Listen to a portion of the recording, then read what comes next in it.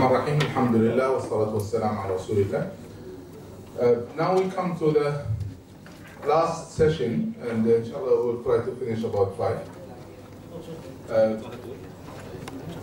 There are things that I will distribute to you that we don't have the time to do it in the session, but I will show you how to do it.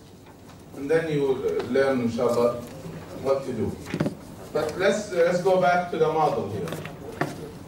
Leave the things that you are getting and concentrate with me on the model.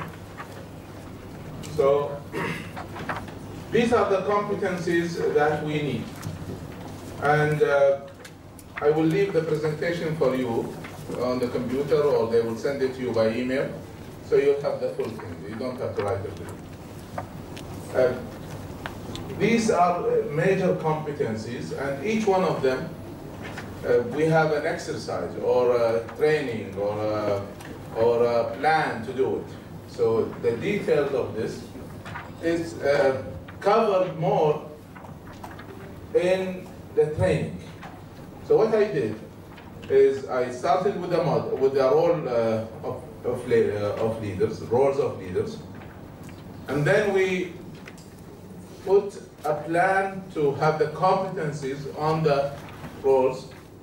But the last thing was the most important, and that is what are the exact training or courses that if we do, we will cover that. And that is what I will cover with you right now. So the first thing is understanding, analyzing organizations. I have a full book on the analysis, but it's in Arabic. So maybe Azman or someone will arrange the translation for you. It's called Al-Mu'assasiyya. Analyzing organizations.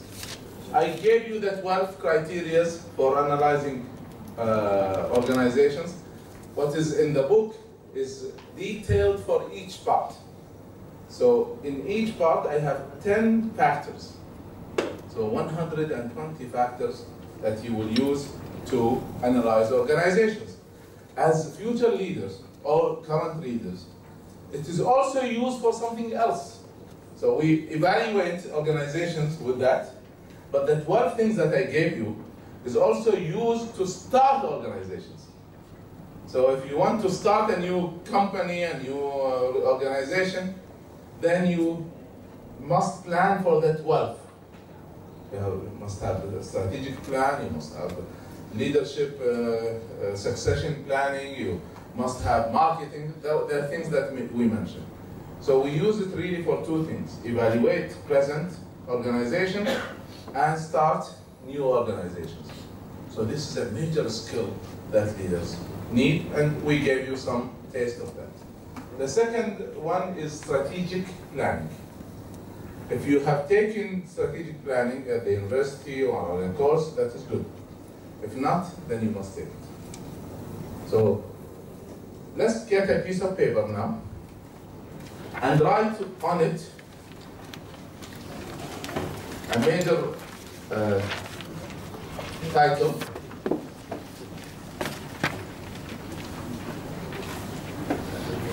Training plan. This is your training plan. So I will mention certain names of courses. If you have them, fine. If you don't have them, then write down that this is missing. Also, if you are training others, then these are the major courses that from the management and leadership side, that's what is needed for leadership. So the first one is organization analysis. The second one is strategic planning. The third one is operational planning or / feasibility studies. So while I go with you on these courses, just put next to it yes, mark it yes, or X no, which means that you have that or you don't have it. If you have it, alhamdulillah, barakallahu fikum. If you don't have it, then this is your plan for the future. These, see, unfortunately what I have seen is that people take courses and training without a plan. So whatever is available, and they hear there's a good course here, there's another trainer there, that's what people do. But there's no plan. So I'm giving you a specific plan for training. Some of it I will cover with you, some of it you have to do yourself, find a good source for it. Of course, we don't have the time to do the strategic planning. I've written 2 books on that. And we don't have the time to do operational or feasibility studies. But I also have that available. And inshallah, maybe Azman and the brothers will arrange the translation of these things into Malay or English, because most of it is in Arabic. I have some in English, but not Arabic. Okay. So these 2 major skills, or the detailed skills that I gave you, are the ones that will help you do the direction. So now I'm going specific, taking the roles, moving them into competencies. The end result is what are the training that you need. That's what I'm giving you right now. The second one is being, yes? Don't you need to do a gap analysis before? That's what we're doing. So yes means you have it, oh, X you don't have it. I'm doing a very simple method for gap analysis. So I'm giving you the rest, and you are doing the gap analysis. I don't have it, I have it. So we're doing gap analysis. But to play the role of role model and truly play it well for your followers, you need 2 major skills. The first major skill is ethical leadership. Ethical leadership. Now, if you have taken a course, or a seminar, or a course in the university, or training on ethical leadership, then you put yes. If not, then put X. And again, this is your gap analysis. Very rarely you will find a good course on ethical leadership. So what I will do is I will leave with the brothers my full course of ethical leadership. And I think it's 450 slides. So it's a detailed study, detailed method with specific laws, etc., exercises. So I will leave that for you. And again, Azman, take note, please, that these are some of the things that we will pass to the brothers and sisters. Again, just imagine, if we want to do real leadership training, that's why we need 21 days to do everything. So again, I don't have the time to do this. The second thing that you need to be a role model is that you are an example in your life. And to do that, you need life planning. So let's write life planning, not time planning. We're talking life planning. And then you add to it another minor course, which is time management. So life planning is major, time management is minor. A third exercise that is important here is a balanced life. We just passed to you 2 exercises. One is called a balanced life, and the other is write your life plan. Again, we don't have the time to do these exercises, but they are easy to do. They're not really easy. They are easy to understand. So let's start with the balanced life. We'll go quickly over that. To be a role model, you must be balanced. And I used to teach that and give advices. But with time, I found that it is not enough to give advices. We really need to be more specific. So our shuyukh, etc., they are giving us, mashallah, good advices, but we don't have a system to have a balanced life. So I decided, since there is no good system in English or in Arabic, so I decided to write it. So that's what I did. These pages that you have are the result of a research of more than 60 books. Simply stated is the following. To have a balanced life, you must be balanced in 6 areas. The first one, and it's all in the book, or in the exercise. The first one is your spiritual and worship. You must take care of that. So what I did is in each area of these major areas that I will mention, I have given you 20 KPIs or 20 factors. So you measure yourself. Yes, no, or half and half. So if you get yes, you get points. If no, you don't get points. If half and half, you get middle points. And then you add numbers. And you will see what is your score in spiritual and worship.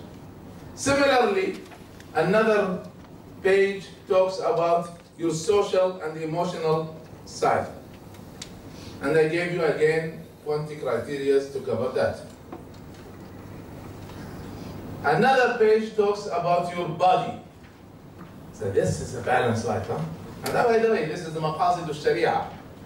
This is the goals of Sharia, written down in a system. So again, your body, what do you eat, how do you exercise? These are the criteria. I'm not very good at that. I'm not a role model at that. But what I have done is that I did a full study on that.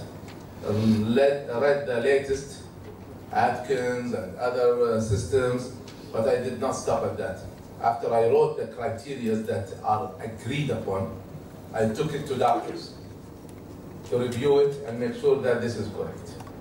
So this page is a result of all of that. So we talked about spiritual, emotional, body. The fourth side is your mind, intellect, knowledge. And I gave you criteria, specific criteria that will cover it. And then the other 2 sides is your wealth and skills. But I could not find 20 criteria for each, so I combined them together and made them into 20 criteria for wealth and skills. Here, what did I do? You must plan your wealth. And there are specific criteria to grow your wealth that most people unfortunately don't know. And even if they know, they don't know how to do it. Let me give you some of these criteria quickly. You must plan for the following. Your monthly income should double every 3 years. If you are an employee, then you cannot do it. You cannot do it if you are an employee. It doesn't double every 3 years. So you must have other sources of income, or you must start your own business. Whether full-time you devote or part-time you devote to that with your employment. But at the end of the day, you must double your monthly income every 3 years. So say your monthly income is 5,000 ringgits. In 3 years, it must be 10,000.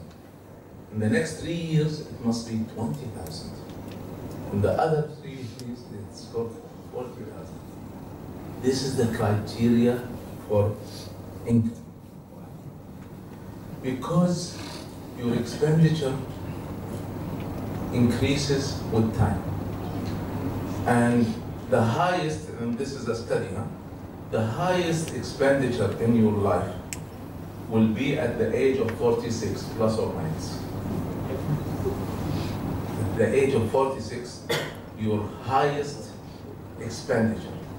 Because usually at that time, your children would need a car, some of them might get married, and you have to help them. By the way, some people say, I'm not going to help them, so they're on their own. That is wrong.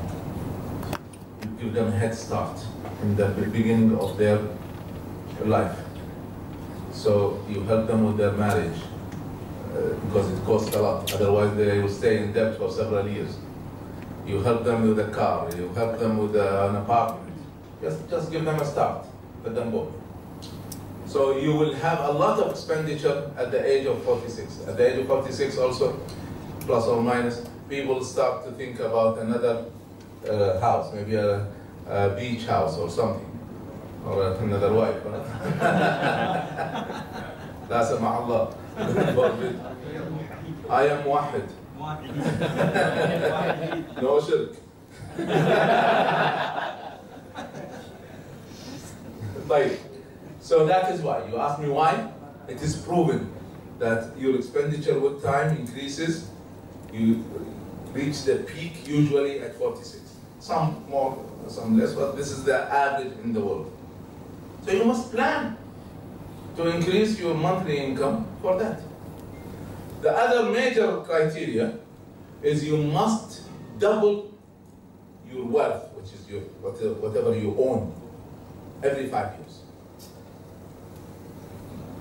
So here we count whatever you own. You have a house, a car, stocks in the stock market, money in an account in a bank. We calculate everything. And you must plan. Say you have 100,000. In 5 years, they must be 200,000. In another 5 years, they must be 400,000.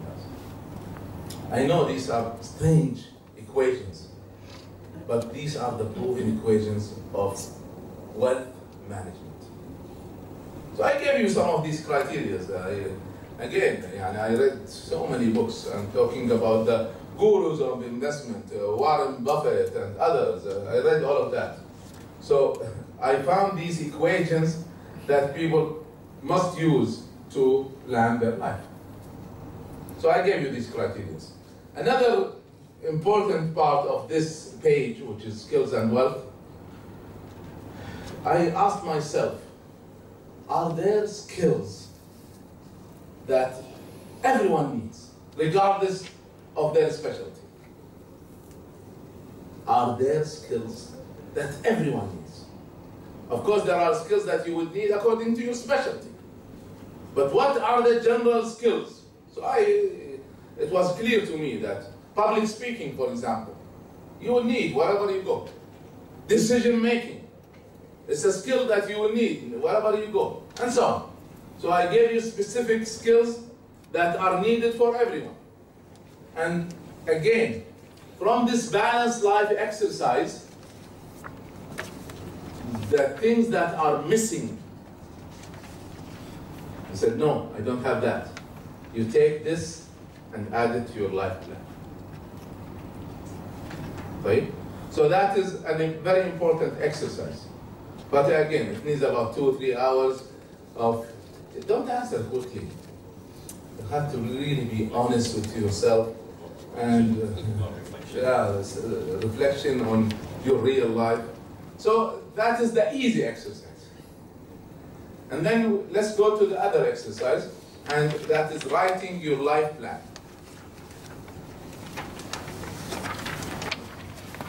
This version that you have is not the latest. The latest version that I have is a better version than this, but it is in Arabic.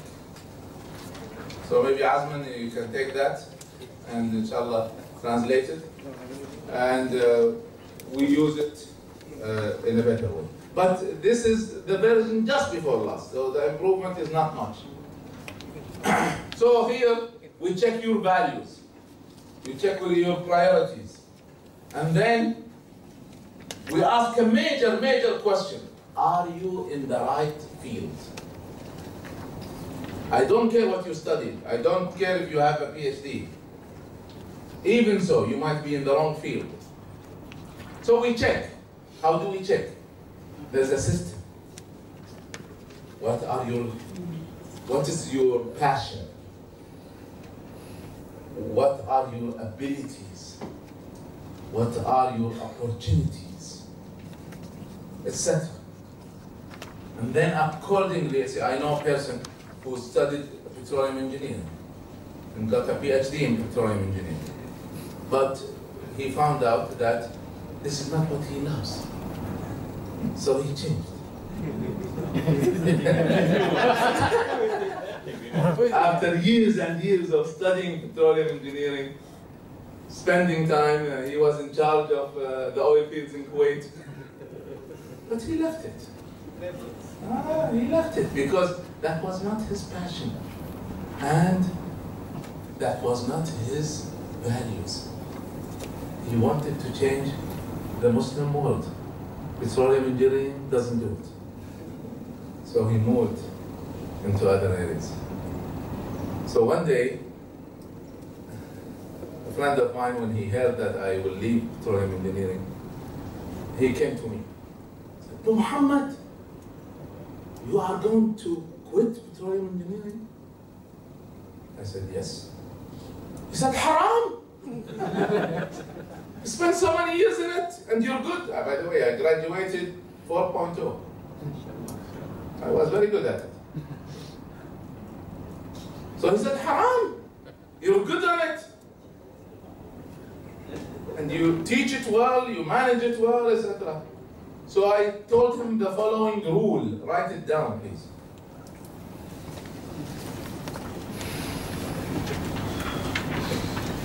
If you do what you are good at, if you do what you are good at, then you will produce.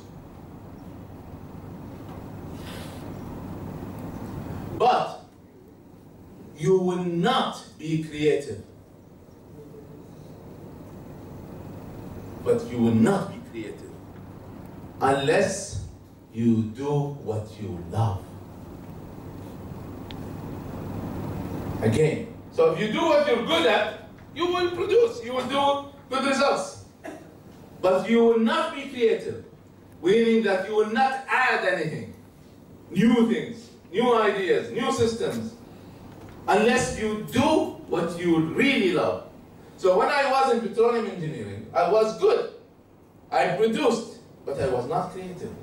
I did not add anything to the science, really. I was applying it, but I did not add anything to it. So when I moved to this area of training and intellect and leadership preparation, then I added systems and I added exercises, I added theories, I added laws. This law that you just wrote is a Suwaidan law. It's not in books, it's not cut and paste. So because I love what I do, I'm here among you.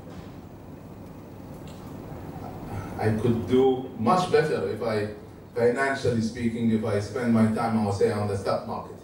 But that is not my passion, that is not my goal. It is not my goal to be rich. It is not my goal to be a political leader. I'm very clear with my goals. So I do what I love. And that's why I can be creative. And this is a message to my brothers and sisters, especially my daughters and sons, the young ones. Even if you spend time and got a degree, say in accounting or whatever, it doesn't matter. If you don't love it, you must plan to leave it. And it's a major decision. Really, it's a major decision. So I said to this brother who said, "Dr. Tareq, haram! You spent 17 years in petroleum engineering. Haram to leave it." So I said, if I spent 17 years in petroleum engineering, it is haram to spend the rest of my life in it. It's haram for me, because I can do something much better. So I'm not telling you what to do. I'm just giving you the laws. So make sure that you are in the right field. Even if you quit what you have done, even if you had a PhD in it, it doesn't matter. Because what is happiness is to enjoy every moment of your life. That is happiness. Right, so the rest of the booklet will give you a system, inshallah, a system on how to choose your career, what kind of projects can you do on the short term, in the medium term, in the long term, and then what are the criteria which you will use to decide your priorities, and what are the criteria you will use to plan for your projects. And then the last page is how do you summarize all of this in one page. You summarize your life plan in one page. That's the last form. And then, of course, there's a few words of goodbye. So this is very important. Wallahi, brothers and sisters, I assure you. These pages that you have, write your life plan, is the most important pages that you will write in your life after your marriage contract. Nothing beats that. But this is the second most important page. So my advice to do your life plan is to devote time. No phones, no one next to you. You must be alone. Spend at least 4 hours, continuous. And then you might need several sessions of that.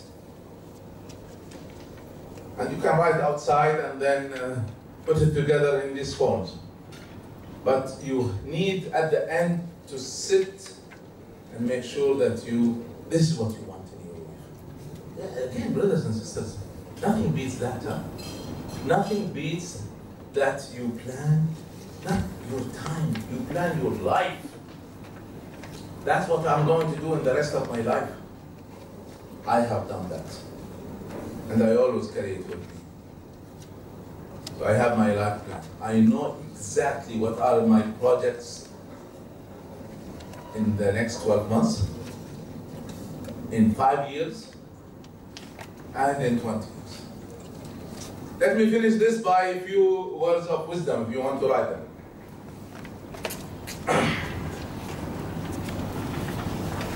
This is a Sufi ideas. No, not really Sufi.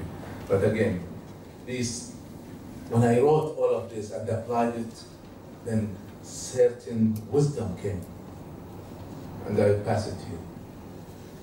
You will not be able to train others on leadership unless you lead yourself. You cannot lead others if you don't lead yourself. So when we lead others, part of what we want them to do is to plan their life. You cannot ask them to plan their life if you haven't planned your own life. And this is something that our great scholars in the past have said. لا يحسن الاختيار لغيره من لا يحسن الاختيار لنفسه. Who cannot decide for himself cannot decide for others. So that is a major idea of wisdom. The second idea of wisdom, I think it's Plato who said that. An unexamined life,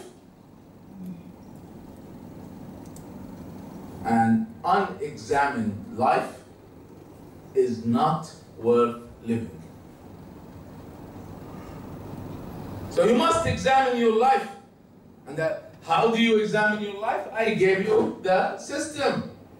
I gave you study the balanced exercise, because you're examining your life there, and you write down your life plan because you're examining your values and priorities and what you want to do. So out of all the exercises that I have written, and I've written, alhamdulillah, more than 52 exercises or assessments, these two are the most important. So one of the brothers asked me yesterday, you're talking about organizational leadership. Is there personal leadership? And the answer, it's between your hands now. This is how you do. It's not advices, it's a system. And so in the past I used to do it as advices, do this, don't do that. But now you have it as a system. So any questions about this? Again, this is so important. Class? Fine. So let's continue. Yes. Quick one. When you did this for adults, do you use similar tools for children or you modify them? No, for children we modify it. This can be applied 16 years of old and above. But the real effect, the best time to write it is after you graduate from high school. Because that is the time before you decide your career. So instead of going into the wrong career and then pulling out, in the last year of high school, and after graduation from high school, that is the best time to do the life plan. But you can do it at any time. Al-Izz ibn Abd salam, the great Imam, who was the Imam of his century, started learning fiqh and sharia when he was 51 years old. 51, huh? So it's never late. He died at 84 and he was Sultan al-Ulama.